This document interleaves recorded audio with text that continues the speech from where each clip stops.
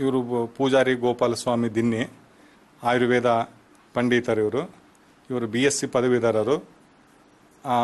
ಈ ಗ್ರಾಮೀಣ ಭಾಗದಲ್ಲಿ ಇವರು ಅತ್ಯಂತ ಜನಪ್ರಿಯ ವೈದ್ಯರು, ಆಯುರ್ವೇದ ವೈದ್ಯರು. ಇವರು ಎಲೆಯ ಮರೆಕಾಯಿಯಂತೆ ಇಲ್ಲಿ ಜನರಿಗೆ ಒಂದು ಔಷಧೋಪಚಾರ ಮಾಡ್ತಾ ಇದ್ದಾರೆ. ಸೊ ಇವ್ರ ಬಗ್ಗೆ ನಾವು ಒಂದು ಕಿರು ಪರಿಚಯವನ್ನು ಮಾಡ್ಕೊಳ್ಳೋಣ. ನಮಸ್ಕಾರ ಗೋಪಾಲಸ್ವಾಮಿ ಅವರೇ. ನಮಸ್ಕಾರ. ಈಗ ನೀವು ಕೊಡ್ತಾ ಇರೋ ಔಷಧ ಯಾವ ಯಾವ ಕಾಯಿಲೆಗೆ ಕೊಡ್ತಾ ಇದ್ದೀರಿ ನೀವು? ಬಂದಿರತಕ್ಕಂಥ ಈ ಆಯುರ್ವೇದ ಔಷಧಿಯನ್ನು ನಮ್ಮ ತಂದೆಯವರಿಂದ ಇದು ಮುಂದುವರಿಸಿಕೊಂತ ಬಂದಿದ್ದೇವೆ. ನಾವು ಕೂಡ ಇದನ್ನು 40 ವರ್ಷದಿಂದ ಈ ಕಾಯಿಲೆಗೆ ಚಿಕಿತ್ಸೆಯನ್ನು ಕೊಡ್ತಾ ಇದ್ದೇವೆ.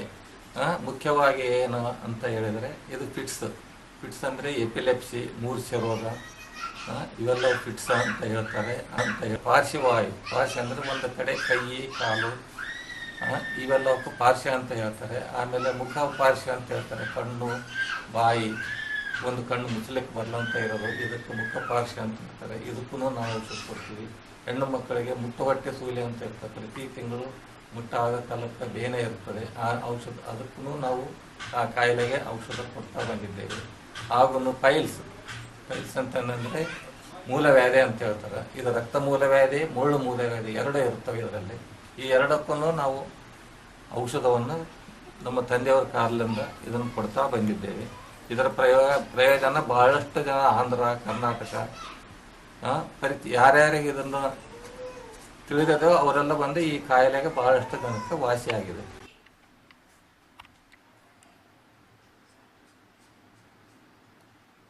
ಈಗ ಹುಡುಗನ ಹೆಸರೇನಮ್ಮ?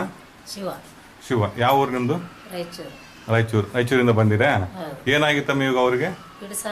ಆಗ್ತಿತ್ತು. ಒಂದು ವರ್ಷ ಹುಡುಗ ಇದ್ದ. ಆತಿತ್ತು. ಯಾವ ದವಾಖಾನೆ ತೋರಿಸಿದ್ರು ಕಡಿಮೆ ಆಗಿಲ್ಲ. ಈಗ ಇಲ್ಲಿ ಬಂದು ಎಷ್ಟು ದಿವಸ ಆಯ್ತು ಇವಾಗ? ಇಲ್ಲಿ ತೋರ್ಸಕ್ಕ 6 ತಿಂಗಳಾಯ್ತು. 6 ತಿಂಗಳಾದ್ಮೇಲೆ ಇವಾಗ ನಿಮಗೆ ಹೆಂಗ ಅನಿಸ್ತದೆ ಇವಾಗ? ಗುಣ ಅನಿಸ್ತದೆ ಇವಾಗ. ಸ್ಕೂಲ್ ಕಲ್ಸಿದ್ವಿ, ಅಲ್ಲಿ ಬೇಡಂದ್ರು. ಟ್ಯೂಷನ್ ಕಳಿಸ್ತಾರ, ಅಲ್ಲಿ ಬೇಡಂದ್ರು. ಏನ ನಿನ್ನೆ ತಾತನ ಕೇಳಿದೆ, ಆರಾಮಾಗ್ಯ ತಾತ, ಸ್ಕೂಲ್ ಕಳಿಸ್ತೀನಿ ಅಂದಿದ್ರೆ ಕಳ್ಸಮ್ಮ ಅಂತ ಅಂದ. ಈಗ ಮತ್ತೆ 6 ತಿಂಗಳಿಂದ ಮತ್ತೊಂದ್ಸಲ ಮತ್ತೆ ಪುನಃ ಮತ್ತೆ ಬಂದಿಲ್ಲ? ಏನಾಗಿಲ್ಲ. ಫಿಟ್ಸ್ ಅಂದ್ರೆ ಹೆಂಗ್ ಮಾಡ್ತಿದ್ರು ಅವ್ರು ಅವಾಗ?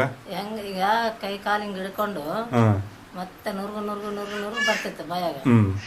ನಾವೇನೋ ಏನಾಗಿದೆ ಕೈಯಿಂದ ಬಟ್ಕ ಹಿಂಗ ಹಚ್ಚುತ್ತಿದ್ವಿ, ಕೀಲು ಕೈ ಕೊಡ್ತಿದ್ವಿ. ರೈತರಿಗೆ ಎಲ್ಲಿ ತೋರಿಸಿದ್ರೆ ಕಡಿಮೆ ಆಗಿಲ್ಲ, ಇಲ್ಲಿ ತೋರ್ಸಿಗ ರೊಕ್ಕ ದವಾಖಾನೆ ತೋರಿಸಿದ್ವಿ, ಸರ್ಕಾರ ದವಾಖಾನೆ ತೋರಿಸಿದ್ವಿ. ಎಲ್ಲ ಫಸ್ಟ್ ಸರ್ಕಾರ ದವಾಖಾನೆ ಇತ್ತಲ್ಲ, ಅಲ್ಲಿ ರಿಮ್ಸ್ ಎಲ್ಲ ತೋರಿಸಿದ್ವಿ, ಎಲ್ಲಿ ಏನಾಗ್ಲಿಲ್ಲ. ಹಿಂಗ ನಮ್ಮೂರವರು ಇಲ್ಲಿ ಬಂದಿದ್ರಂತ ಅವ್ರು ಹೇಳಿದ್ರು. ಅವ್ರ ಸಲುವಾಗಿ ನಾವು ಬಂದಿವಿ. ಸರ್, ನಿನ್ನ ಹೆಸರೇನಮ್ಮ? ಪಾರ್ವತಿ. ನನ್ನ ಹೆಸರು ಪಾರ್ವತಿ. ಎಲ್ಲಿ ಇರ್ತಾರೆ? ರಾಯಚೂರಾಗ? ಜಲಾಲ್ ನಗರ್.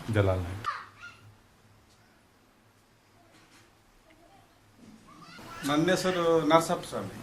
ಏನಾಗಿತ್ತಪ್ಪ ನಿನಗೆ? ಕಾಲು ಸೈ ಬಿದ್ದಿತ್ತು ಸ್ವಾಮಿ. ಕಾಲು ಕೈ ಎಷ್ಟು ದಿವಸ ಆಗಿತ್ತು? ಕಾಲು ಕೈ ಕಾಲು ಬಿದ್ದು 8 ದಿವಸ.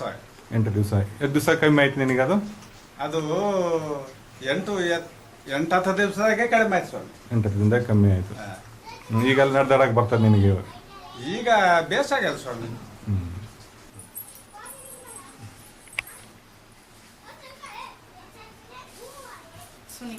ಸುನೀತಾ. ಏನಾಗಿತ್ತವ ನಿಮಗೆ? ಮುಟ್ಟೊಟ್ಟೆ ಸುಲು ಆಗಿತ್ತಾ? ಇವಾಗ ಕಡೆ ಆರಾಮಾಯ್ತಾ ಇವಾಗ?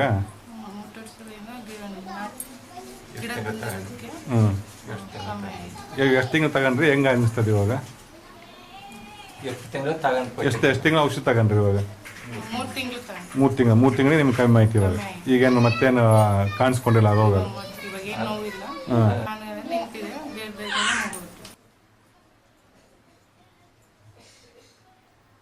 ನಿಮ್ಮ ಹೆಸರು ಏನಪ್ಪ? ನಮ್ಮ ಹೆಸರು ಶರಣಪ್ಪ. ಯಾವ ಊರು ನಿಮ್ಮದು? ನಮ್ಮದು ಸಾದಾಪುರ. ಏನಾಗಿತ್ತು ನಿಮಗೆ? ಹಿಂಗೆ ಕೈ ಕಾಲು ಬಿದ್ದಿದ್ರೆ ಮಾತು ತೊದಲೋತಿದ್ವು. ನೀವು 5-6 ದಿವಸ ಸ್ವಲ್ಪ ಮಾನಿಲೇಸಿ ಬಂದಿವಿ. ಮುಂಚೆ ಎಲ್ಲಿ ತೋರಿಸಿದ್ರಿ? ನಾವು ಅಲ್ಲಿ ಮಾನವ ಗೌರ್ಮೆಂಟ್ ಡಾಕ್ಟರ್ ತಗ ತೋರಿಸಿದ್ವಿ. ಗೌರ್ಮೆಂಟ್ ಡಾಕ್ಟರ್ ತೋರಿಸಿ ಅವತ್ತೇ ತೋರಿಸಿವ್ರಿ. ಅವತ್ತು ಇನ್ನು ನಮ್ಮ ಸ್ವಲ್ಪ ಅನುಮಾನ ಕಾಣ್ತೀರಿ. ಅಂದ್ರೆ ಇದನ್ನ ಹಿಂಗಾದ್ರಲ್ಲ ಕೇಸ್ ಒಬ್ರು ಹಿಂಗೆ ಫೋನ್ ಮಾಡ್ತಿದ್ರಿ ತಾತನವ್ರದ್ದು ಉದ್ದೇಶಕ್ಕೆ. 5 ಗಂಟೆಗೆಲ್ಲ ಮತ್ತೆ 5-6 ಗಂಟೆಗೆ ಇಲ್ಲಿ ತಾತನಲ್ಲಿಗೆ ಬಂದ್ವಿ. ಸರಿ, ಇಲ್ಲಿ ತೋರಿಸಿದ್ಮೇಲೆ ಎಷ್ಟು ದಿವಸಕ್ಕೆ ಕಮ್ಮಿ ಆಯ್ತು? ಇಲ್ಲಿ ತೋರಿಸ್ಮ್ಯಾಗ ಒಟ್ಟ 8 ದಿವಸದಾಗ ರೆಡಿ ಆಗಿಬಿಟ್ಟಿನಿ. ಈಗ ಹೆಂಗದ ಇವಾಗ? ಈಗ ಅಂತ ಆರಾಮಿನ್ರಿ. ಆರಾಮಿದೆ. ಈಗ ಯಾವುದೇ ತೊಂದರೆ ಬಂದಿಲ್ಲ? ಏನ್ ತೊಂದ್ರೆ ಏನ್ ಬಂದಿಲ್ಲ. ಈಗ ಇವರು ತಾತನ ಔಷಧಿ ಎಷ್ಟು ದಿವಸ ಕೊಟ್ಟಿದ್ರು ನಿಮಗೆ ಅವರು? 8 ದಿವಸದ ಕೊಟ್ಟಿದ್ರು. 8 ದಿವಸ ಕಮ್ಮಿ ಆಯ್ತು. 8 ದಿವಸಕ್ಕೆ ಆರಾಮಾಗಿಬಿಟ್ಟು. ಸರಿ, ಮತ್ತೆ ಇವಾಗ ಯಾಕೆ ಬಂದಿರಿ ಇವಾಗ? ಈಗ ತಾತಗೆ ಸುಮ್ಮನೆ ಭೇಟಿ ಹೋಗೋಣ ಆರಾಮಾಗ್ಯದ ಅಂತ ಹೇಳಲಿಕ್ಕೆ ಬಂದೇನ್ರಿ. ಬಂದ್ಮ್ಯಾಕ ಒಂದು 4-5 ದಿವಸದ ಕೊಟ್ಬಿಟ್ರಿ. ಎಲ್ಲ ಆರಾಮಾಯ್ತು, ಸಾಕು 4-5 ದಿವಸದ್ದು ಸಾಕು ಅನ್ಕಸ್ ಕೊಟ್ಬಿಟ್ರಿ. ಕೆಲಸ ಎಲ್ಲ ಪೂರ ಆರಾಮಾಗಿಬಿಟ್ಟಿದ್ರಿ.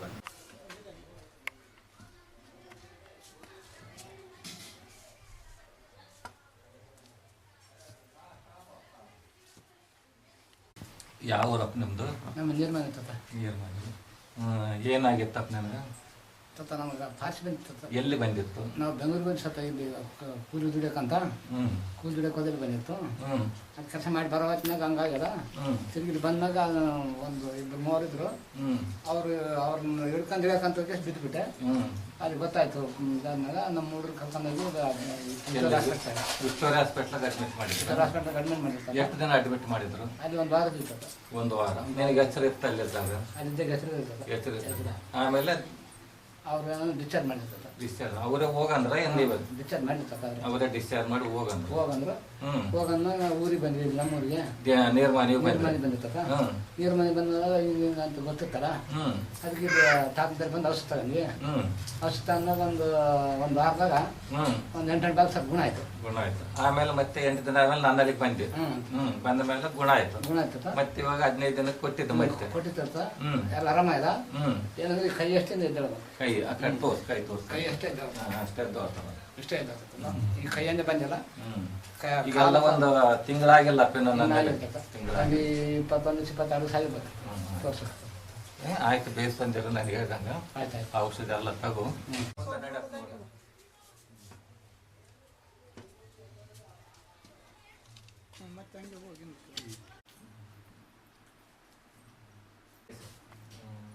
మనకు వచ్చినప్పటి నుంచి ఎట్లా అయ్యింది? 4 నెలల ఏమి లేదు. ఈసారి చెప్పినట్లు పత్తి అంత బాగుంది. పొద్దున్న సాయంత్రం అని చెప్పినట్లు మందులలో వాడతారు. ఇప్పుడు నా 5 నెలల నుంచి ఏమీ లేదు. ఏం లేదు. అన్నం చెప్పినట్లు పత్తి నేను అంతవరకు బాగుంది. ముందు చూద్దాం. సరే, నీ పేరేంది? సురేష్. సురేష్. యా ఊరు మీది? కోసి పక్కన మందగాలు. ఏమైండే నీకు? నాకు ఫిట్స్ వస్తుంది. ఫిట్స్ వస్తుండే. ఎన్ని రోజుల నుంచి వస్తుండే? ఈ 10 ఏళ్ళ నుంచి వస్తుంది. 10 ఏళ్ళ నుంచి వచ్చింది. సరే, ఇప్పుడు ఇక్కడ ఈ తాత దగ్గర నీకు ఔషధం ఇస్తారని ఎవరు చెప్పారు? ఈ మా బంధువులు చెప్పారు. మీ బంధువులు చెప్పారు. సరే, ఇప్పుడు ఎట్లుంది ఇప్పుడు ఇక్కడ వచ్చిన తర్వాత?